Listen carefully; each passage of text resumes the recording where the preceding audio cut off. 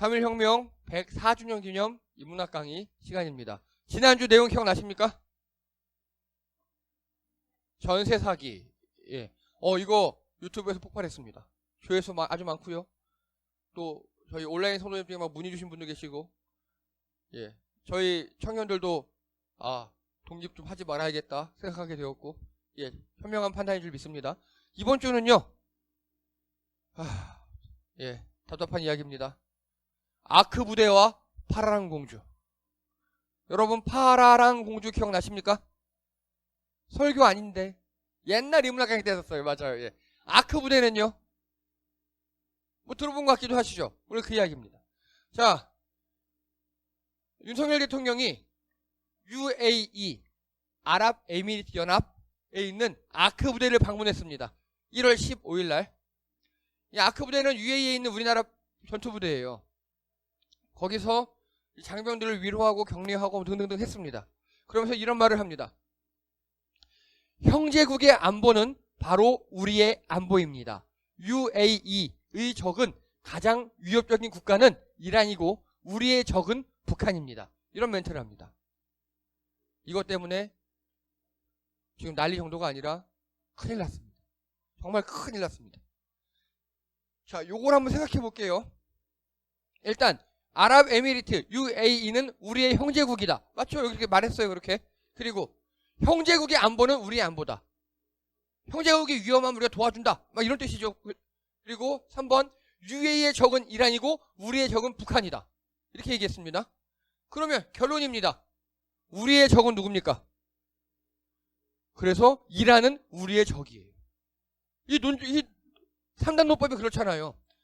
얘는 우리의 형제, 우리의 안보는 형제의 안보. 근데 이 형제의 적이 아랍에미리트, 우리의 적도 이란이라는 소리잖아요. 이거를 아크 부대 앞에 얘기했습니다. 결론부터 말씀드립니다. 이거 미친 소리입니다. 아크 부대원들에게 이런 말을 하면 안 돼요. 그리고 UAE 아랍에미리트에도 이란에게도 이런 얘기를 하면 안 되는 겁니다. 최악의 말이었어요. 최악의 말. 이제 왜 이게 최악의 말인가? 이게 어떻게 지금 우리에게 영향을 끼치고 있는가? 대해서 이제 고구마를 드실 시간입니다. 자, 대통령이 이따위로 망발을 했습니다. 그런데 윤석열 대통령 발언을 감싸는 국민의힘, 이라는 깡패국가 맞아! 라고 국민의힘 각종 의원들, 비대위원장까지 막 이상하게 얘기합니다. 그리고 태영호는 이란 정부도 성찰하는 이해가 되길, 하태경 이란이 UAE의 잠적 위협 맞다. 정진석 비대위원장, 지금 국민의힘 대표격이에요. 그 사람도 아니 뭐 이란이 나쁜 거 맞잖아 그렇게 얘기합니다. 이거 큰일 난 겁니다. 자, 그리고 UAE의 적 발언에 해명 대신 진화하려다 난감해진 엇박자, 마초치 사태로 번진 UAE 후폭풍, 그리고 정진석 이란이 최대 위협 국가인 건 맞아 등등등등등등등등. 자, 먼저요. 그래서 윤석열 대통령이 불러온 후폭풍, 호르무즈 해협 안전 우려. 우리나라 해운협회에서 호르무즈 해협 통항 선박들 각별히 주의해라 라고 공문을 보냈습니다. 여러분, 일단 이란의 반응이에요. 이란 입장에서 지금 자다가 날벼락이잖아요. 갑자기 잘 지내고 있는데 이렇게 되고 있었어요. 그래서 이란은 초치했어요. 초치가 뭐냐? 여러분, 이란에 우리나라 대사관 있죠. 대사를 부른 거예요. 자, 알기 쉽게요. 여러분께서 학창시절에 학교에 큰 공을 세웠어요. 예를 들어서 뭐 대회 나가서 우승을 했어요. 그러면 학부모 소원인가요, 그거? 부모님 좀 모시고 와. 상 받을 때, 그렇죠? 선생님들이 부모님 좀 모시고 와 이렇게 설명합니다. 여러분이 사고를 쳤어요. 애를 때리거나 학교 기물을 파괴했어요. 그때 뭐라고 합니까? 학부모 소환이라고 하죠. 그 소환이 바로 초치예요. 우리나라인 다른 나라 대사를 불러요. 두 가지가 있어요. 하나는 칭찬할 때, 좋은 일로. 이럴 때는요, 대사 접견이라고 불러요. 대사를 불러서 접견하고 면담해서, 그 나라가 우리나라 이렇게 해줬어, 고마워, 막 이렇게 해요. 하나는 초치라 그래요. 이거는 대사를 불러서 따지는 거예요. 이란이 이란에 있는 우리나라 대사를 초치했어요. 그러니까 우리도 초치했어요. 이러면 안 되는 거예요. 우리가 먼저 사고 쳤잖아요. 초치하면 안 되는 거예요. 오히려 대사를 불러다가 우리가 해명을 해야 했어요. 근데 이렇게 됐습니다. 그리고요. 이거 1월 19일 기사예요. 유사시 한국군 자동개입 맞물려 파문 확대 일로 막 이상한 말이 막 나와요. 여러분 유사시 자동개입 되게 무서운 말입니다. 이게 뭐냐면 UAE에서 전쟁이 일어나는 우리나라군이 무조건 가야 된다는 소리예요. 이거 들어보셨습니까? 이런 거? 못 들어보셨죠? 그러면 이제 왜 윤석열 대통령이 이런 말을 아크 부대 가서 하면 안 되는지에 대해서 좀 설명을 해드리겠습니다. 아크 부대 들어보셨죠? 아크 부대는요 정말 멋진 부대입니다. 여기 그림들 설명해 드릴게요. 이 사람은 우리나라 아크 부대원이에요. 딱 이 사람은 어느 나라 사람처럼 생겼습니까? UAE 사람이죠. 여기도 보세요. 하늘에서 뛰어내리는 사람들인데 이 두 명은 우리나라 사람들이죠. 이 두 명은요 아크 부대원들이 UAE 사람이죠. 아크 부대는 파병 목표 중에 하나 1번이 뭐냐? 현지 UAE 특전사 특수부대를 우리나라가 교육해 주는 거예요. 되게 좋은 겁니다. 이거 되게 좋은 겁니다. 그런데 여기 보세요. 이거는 지금 스나이퍼죠. 저격병.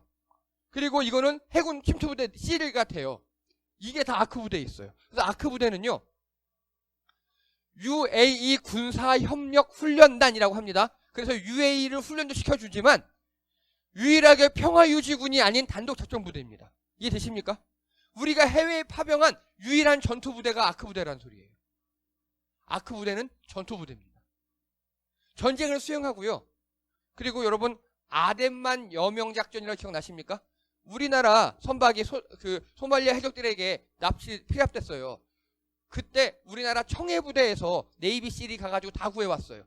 그래서 석 선장님이 그때 총 맞았는데 그때 아주대 김국종 교수님이 가서 이국종 교수님이 가서 다 치료해줬고 정말 영화 같았던 그 사건 있죠.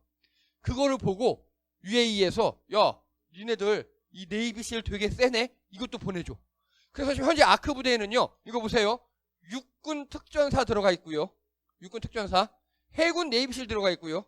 그리고 공수부대 들어가 있어요. 우리나라 특수부대원들이 다 조금씩 가서 150명 만들어서 정말 최강의 부대를 만드는 게 아크 부대입니다.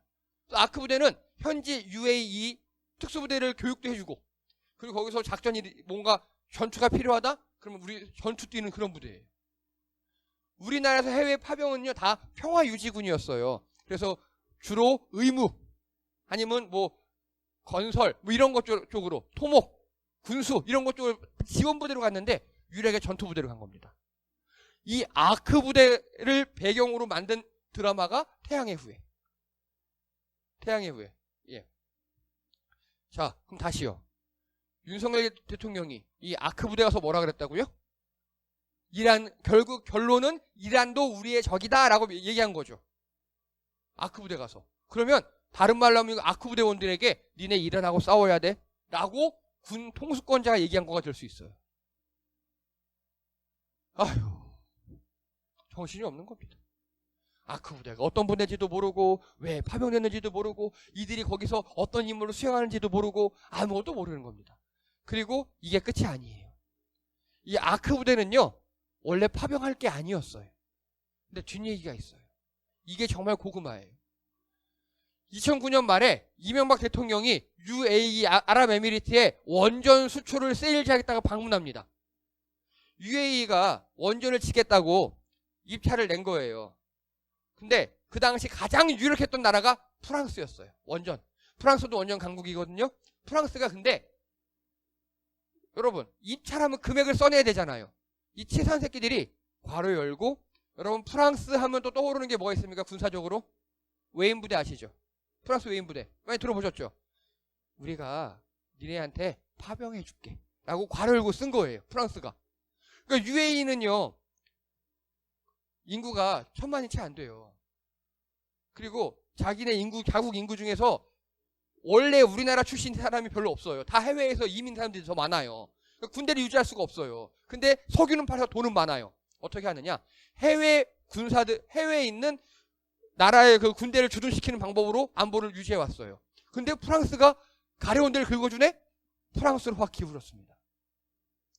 그러자 결국 이상하게 우리나라가 총 47조 원 규모의 원전을 성공합니다. 이게 바카라 원전이에요. 지금 다 지었어요. 여기에 바카라 원전을 문재인 대통령 때 기공식을 해서 갔었고, 준공식을 해서 갔었고, 이번에 윤석열 대통령 거기 갔었어요. 희한하죠? 우리나라에서 원전을 수주했습니다. 우리나라에서. 근데 이 당시에 아무도 주목하지 않았는데, 이 당시 기사에 이거 보시면 2009년도 기사에 딱 한 줄 기사가 납니다. 한국과 아랍에미레이트 유사시 지원 포함 군사교류 MOU 체결. 이 당시 이게 아무도 무슨 뜻인지 몰랐어요. 넘어갔어요. 그런데 2018년도에 이거 한 줄이 아니었어 라고 폭로합니다. 이면 계약이 있었다고. 이면 계약이 뭐냐? 자, 여기 보세요. MB정부 UAE 원전 수출 대가로 군사 지원 협력을 약속했는데, 군사 단순히 지원이 아니라, 여기서, 한미 간에도 없는 자동 개입이 조항이 있어요. 이게 뭐냐? UAE가, 아랍에미리트 연합이 외국에 침공을 당하잖아요? 그럼 자동으로 우리 군대가 가서 전투해주는 그런 조항이 있어요. 이거는 엄청난 겁니다. 왜냐? 외국의 군대를 파병하려면 누구의 동의를 얻어야 합니까? 국회. 국회의 동의 얻어야 돼요. 근데 국회의 동의 없이 이명박 대통령이 덜컥, 그러니까 한미 방위조약 있잖아요. 거기에도 없는 거를 UAE 해준 거예요. 야, 니네 전쟁 나? 우리가 무조건 개입해줄게. 다시 얘기할게요. 그러면요, 그 중동은요, 분쟁 되게 많잖아요. 아랍에미리트의 전쟁이 나기만 하면 우리나라는 무조건 파병해야 되는 거예요. 다른 말로 하면 남진이 친구들, 한소리 친구들 다 전쟁터 끌려가는 겁니다. 그 남의 나라 전쟁에. 그거를 2009년도에 맺었다고 18년도에 폭로가 됐습니다. 그래서 아크 부대가 한 겁니다. 전투 부대가. 다시요. 그럼 아크 부대는 뭐 하는 겁니까? UAE에 전쟁 나면 바로 전투하는 부대가 되는 겁니다. 그 부대 가서 우리나라 군 통수권자가 한 말이, 이란은 니네 적이 이란이지 우리의 적도 이란이야. 이거 이란 입장에서는 한국과 아랍에미리트가 합력해서 이란을 쳐들어오겠다, 그런 말로 들릴 수도 있는 겁니다. 제정신이 아니에요. 자, 이거를요, 김태영, 이 사람이 누구냐? MB정부 당시 국방부 장관이에요. 그 사람이 결국 실토했어요. UAE 비밀 군사협정 내가 주도했다. 이명박 대통령은요, 끝까지 이면 합의가 없었다 그랬어요. 뭐 군사 자동 개입 그런 조항 없었다고 이명박은 끝까지 거짓말을 한 겁니다. 근데 김태영 당시 국방부 장관이 이걸 실토합니다. 여러분, 현재 아랍에미리트와 우리나라는 그래서 한미보다 더 큰 군사적 동맹이 되어버렸어요. 이거 되게 무서운 거예요. 여러분, 미국이 다른 나라에 침략당할 일이 별로 없겠죠. 미국 같은 경우는. 그리고 미국이 그 침략 당했다 쳐요? 그럼 우리나라 국회 비준이 있어야 우리나라 군대가 가는 거예요. 근데 여기는요, 전쟁 나면 바로 아크 부대가 전쟁하는 겁니다. 국회 동의 안 받으려고 아크 부대 파병한 것 같아요. 이 상황입니다, 현재. 그래서 아크 부대원들은 정말 피말리는 곳입니다. 바로 전쟁터예요. 우리나라 그 휴전선보다 더 최전선이 아크 부대입니다. 근데 거기 가서 우리의 적은 북한, 니네의 적은 UAE, 니네의 적은 이란, 뭐 이란도 우리의 적, 해맑게 이러고 있는 겁니다. 자, 정리합니다. 2009년 이명박 정부에서 군사분쟁 시 자동 개입 비밀협정으로 원전을 수주했습니다. 그리고 2010년 아랍에미리트에 전투 가능한 아크 부대를 파병합니다. 이래서 파병된 겁니다, 아크 부대가. 그리고 2018년 아랍에미리트가 비밀협정을 이제 그 비밀로 하지 말고 공개적으로 해서, 왜냐면 이때 어떤 일이 있었느냐, 이란이 아니에요. 정확히 트럼프가 이란에게 시비를 걸어요. 이란, 니네 핵 개발했지? 이란은 그때는 하지 않았어요. 우리 다 핵사찰을 받을게, 우리 다 해제할게 라고 했는데, 미국 트럼프가 이란을 주적 삼아서 니네 나쁜 새끼야! 라고 해버린 거예요. 그래서 이란을 제재하기 시작했어요. 여러분, 이란 입장에서 제재를 당했으니까 어떻게 해야 될까요? 제재를 당했으니까 살 길을 찾아야 될 거잖아요. 그 살 길을 찾은 게 아랍에미리트예요. 왜냐? 아주 3, 40km밖에 안 되는 좁은 폭의 바다를 마주보고 있고, 그리고 실제로 아랍에미리트에 이란인들이 많이 가 있고, 그래서 그들을 통해서 외화벌이를 하고 아랍에미리트와 점점 친하게 지내려고 많은 사람들을 보내고 그랬어요.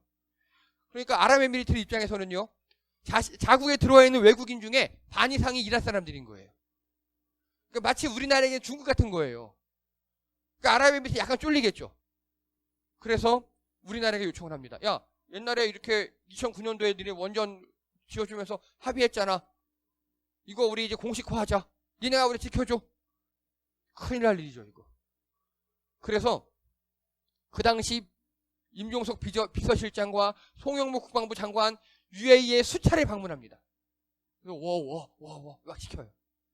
조항을 그래서 이 조항 자체를 완화하자. 야, 아무리 그래도 우리가 당연히 니네 형제긴 하지. 그래도 우리 입장이 있잖아. 그때 걔네들 이상한 거야. 미안해. 싹싹 빌고 어르고 달래서 그걸 많이 완화시켜놨어요, 이거를. 그리고 이 당시에 문재인 대통령이 결국 UAE에 또 가서 뭐 건설도 해줄게, 모두 해줄게 막 이렇게 해서 워워워워 시켜놨어요. 그러는데 2023년 윤석열 대통령이 아크 부대에게 이란은 UAE의 적, 나아가 우리의 적이다라고 지금 미친 소리를 해댄 겁니다. 지금 그러면 아랍에미리트는 지금 어떨까요? 아랍에미리트는 현재 기분이 아니에요. 미칠라 그래요. 왜냐? 여러분, 요즘에 미국이 전 세계에서 미국의 가장 큰 적 요즘에 어디입니까? 요즘에 두 개만 대보세요. 중국, 러시아예요.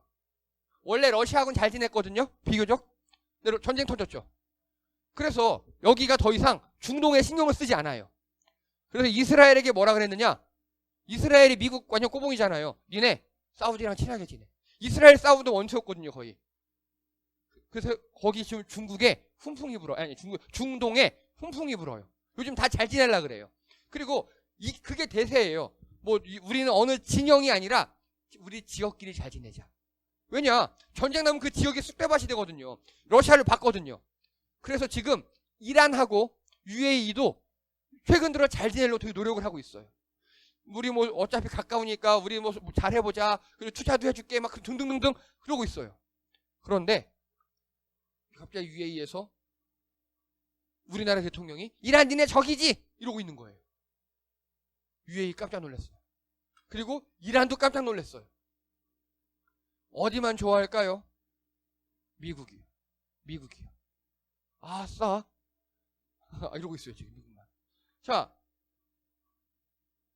이게 제가 2020년 1월 12일 날 인문학 강의했던 파란 공주 중에 내용입니다. 여기 보시면요. 여기가 이란이에요. 그리고 여기 호르무즈 해협 바로 반대편에 아랍에미리트 보이시죠? 이렇게 붙어있는 나라예요, 거의. 요런 나라인데 여기 가가지고 이란이 니네 적이지! 또 있는 거예요. 여러분, 이란은요 인구가 억이 넘고요. 그리고 중동 전체의 화력보다 이란의 화력이 더 셉니다. 그리고 제가 말씀드렸습니다. 이란은 인종적으로는 중동인들이 아니라 그랬어요. 인종은요. 백인이에요. 인종은. 그래서 이 사람들이 지금 다 이제는 뭐 그런 거 종교적 갈등 그리고 또 인종 간 갈등 다 하지 말고 우리 잘 지내보자. 그래서 중동끼리 서로 친하게 지내고 있는데 이런 말을 한 겁니다. 자, 이란과 우리나라는 어떤 관계인지 기억나십니까? 이란과 우리나라? 이 호르무즈 해협에서요. 수많은 배들이 납포되고 막 이랬어요. 그런데 이란 국민들은요. 한국인은 호르무즈 등 이란 내에서 제일 안전한 국민이다 라는 인식을 가지고 있어요. 한국은 우리의 형제 이런 느낌이 있어요. 이란 사람들은. 왜요? 자, 그래서 테헤란로가 우리나라에 있죠. 그리고 이란에 가면은 서울로가 또 있어요. 중동 국가 중에 우리와 최초로 수교한 게 바로 이란이에요. 중동 국가 중에. 그리고요. 대장금 우리나라에서보다 이란에서 더 인기 있었어요. 이란에서 최고 시청률이 90%. 말이 안 되죠. 그리고 또요. 주몽 평균 시청률이 85%. 미스터 선샤인이 있죠. 그것도 평균 시청률 80% 넘었고요. 하여튼 우리나라 조금 사극 같은 거 되게 인기 많고요. 우리나라 K-팝 최대 소비국 중에 하나가 이란이에요. 그리고 이란에서는요, 어떤 전통이 생겼느냐. 자, 여러분, 청년이 학교 마치고 취직을 했어요. 첫 월급 타면 뭐 합니까, 여러분? 부모님 빨간 대목이죠. 여기는 첫 월급 타면 부모님께 우리나라 화장품 사드리고, 결혼할 때 우리나라 LG, 삼성 가전 사주는 게 이제는 예의가 돼버렸어요. 그렇게 우리나라 제품들을 좋아해요. 다른 말로 하면요, 이란은 우리나라와 수출 3위인 나라예요. 무역 규모가. 그리고요, 여러분 더 가슴 아픈 사실이 있어요. 현재 우리가 이란에게 8조 7천억 원의 빚을 지고 있어요. 우리나라가. 왜냐? 이 호르무즈 해협이 그 미국이 봉쇄해버렸어요. 이란 봉쇄한다고. 그런데 이란은 어떻게 해가지고 우리나라에게 계속 석유를 팔아줬어요. 이게 되시죠? 근데 우리가 달러를 입금할 수가 없는 거예요. 그래서 이란은 계속 우리한테 돈 달라고 합니다. 우리는 미국이 막으니까 일단은 원화로 우리나라 한국은행에 넣어놨어요. 이란 이거 니네 거야 하고 원화로 넣어놨어요. 그리고 계속 달라 그러니까 이 문재인 대통령 때 가가지고, 야, 미국이 이렇게 제재하니까 우리가 줄 수가 없다. 백신 줄까? 진단키트 줄까? 방역물품 줄까? 이란 어떻게 생각할까요? 좋아하겠죠. 그래서 그걸로 약간 매겨놨어요. 다 무마시키는 이 와중에. 그래서 이란도 그래, 니네 입장도 이해해. 뭐 미국한테 대놓고 반기줄 수 없으니까 그래, 일단은 이거 받고 좀 참아줄게 등등. 이렇게 이란과 우리나라도 굉장히 분위기가 좋았어요. 그런데 이번에 한 방에 다 날려버린 겁니다. 자, 여러분, 이 사람은 이란의 학자고요. 이 책은 쿠시나베라는 이란의, 우리나라로 치면 삼국유사 같은 책이에요. 이 책에 보면요, 이 쿠시나베에는요, 아부틴이라는 이 이란의 왕자 한 명이 바실라에 와서 타이후르 왕의 환대를 받으며 궁에 입성해서 공주와 결혼했다라고는 기록이 남아 있어요. 그 바실라 왕의 타이후르. 근데 여러분, 이거 딱 보세요. 어느 나라 어느 나라 같습니까? 이 바실라가 바로 우리나라의 신라예요. 그래서 파라난 공주의 이야기를 듣고 공주와 결혼을 청하는 아부틴. 이 사람은 이란의 왕자고, 파라난 공주. 딱 우리나라 신라의 그 이름 같죠? 네. 그래서 결국 이 파라난 공주와 우여곡절 끝에 결혼을 해요. 그리고 아들을 하나 낳아요. 그 이름이 파리둔 혹은 페레이둔을 낳아요. 그리고 다시 자기 나라로 돌아가요. 그래서 아부틴과 파라난 공주와 이 파리둔 셋이 돌아가요. 이 파리둔이 누구냐? 예, 이란의 건국 영웅이에요. 예, 이 사람이 그래서 이란을 다시 세우고, 우리나라로 치면 단군. 예, 단군. 그래서 이게 쿠시나베라는 그 책에 나와 있어요. 그래서 이 이란 사람들은 우리나라를 한국을 어떻게 생각하냐면 자기들의 조상의 친정의 나라. 우리를 치면요, 여러분, 하늘에서 우리나라 단군 신화 보면 환웅이 내려와서 곰이 변한 웅녀와 결혼을 하죠. 그 단군을 낳죠. 예, 단군이에요. 단군. 이란의 단군. 그러면 여러분, 만약에 저기 가상의 어디 뭐 러시아하고 중국 사이에 웅녀의 나라가 있다 쳐봐요. 그럼 우리는 그 웅녀의 나라를 어떻게 쳐올까요? 어머니의 나라라고 부르겠죠. 이란이 우리를 그렇게 여겨요. 이란이. 이게 파라난 공주 이야기예요. 그래서 우리나라는요, 중동 국가들과 되게 친했어요. 뭐 이란이든 어디든 다 친했어요. 다. 중동 사람들끼리 서로 싸웠지만 우리랑은 친했어요. K-팝도 그렇고, 그리고 역사적 배경도 그렇고 굉장히 친했습니다. 그런데 그래서 바실라가 신라이며 파라난 공주는 신라의 공주로 그녀가 페르시아 왕자와 결혼한 것이 역사적 사실이다 라고 현재 이란도 알고 있고 우리도 알고 있어요. 자, 이렇게 우리는 중동과 친했습니다. 근데 지금 우리나라 대통령이 가서 편을 그어버렸죠. 이게 왜 그러냐? 이분법적 사고 때문에 그래요. 몇 가지 이유가 있는데, 첫 번째 이분법적 사고예요. 적 아니면 친구예요. 여러분 드라마 보다 보면 그래서 누가 나쁜 놈인데 이런 말 하시잖아요. 그거밖에 없는 거예요. 복합적인 외교관계 있죠. 그걸 이해 못해요. 얘 형제의 적? 우리의 적?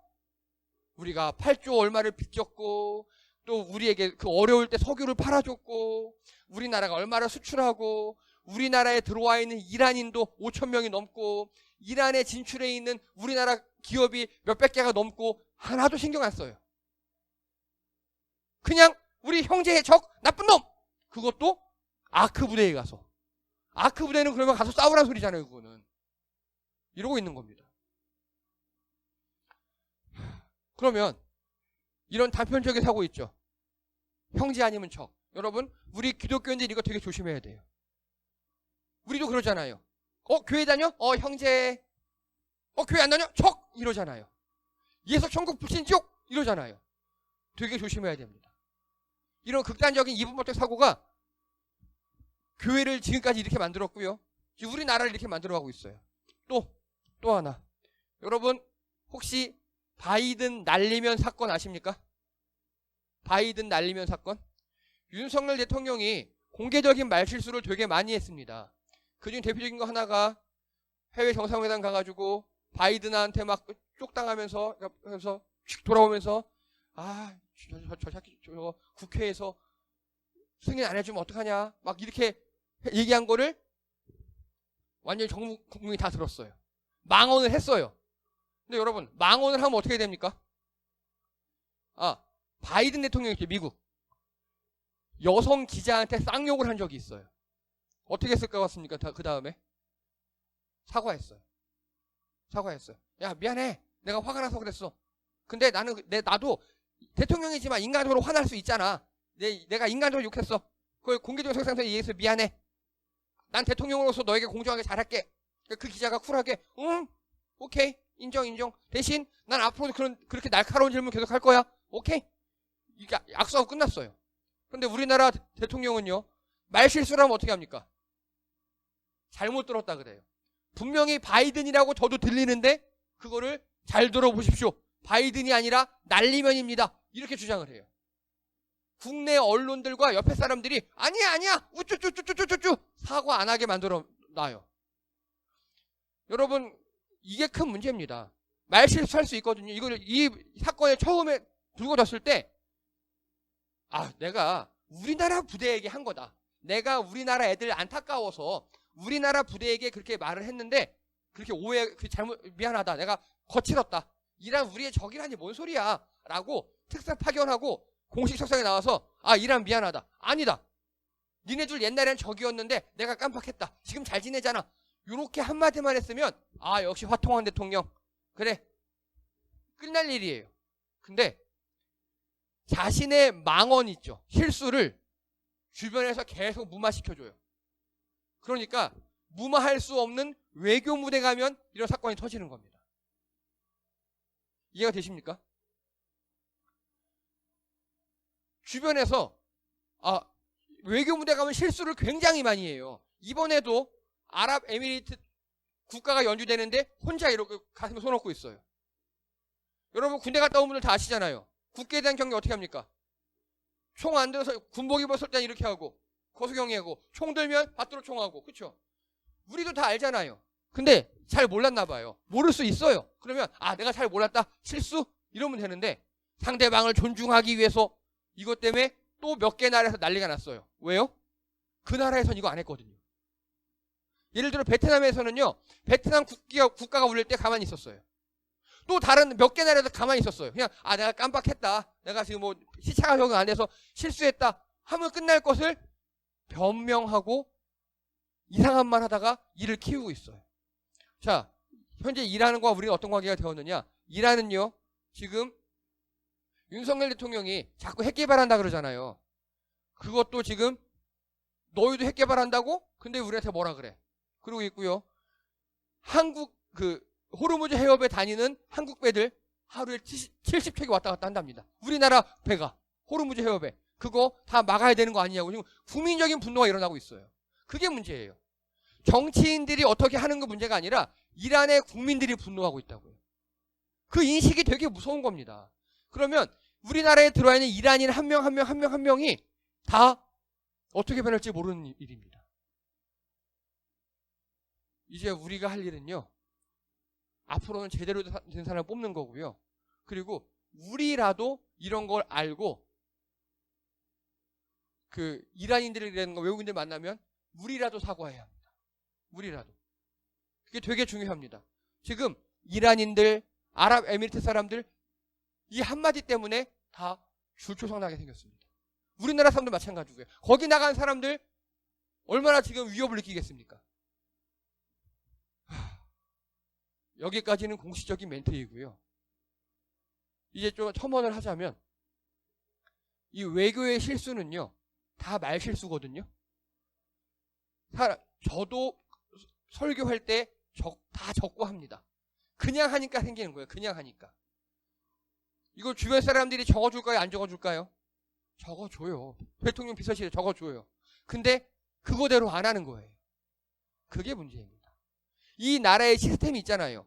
여러분 대통령의 연설 한마디는요. 우리나라 국정 방향을 좌지우지하는 일이에요. 그래서 대통령이 뭔가 공식적으로 연설한다든가 이 말을 할 때는요.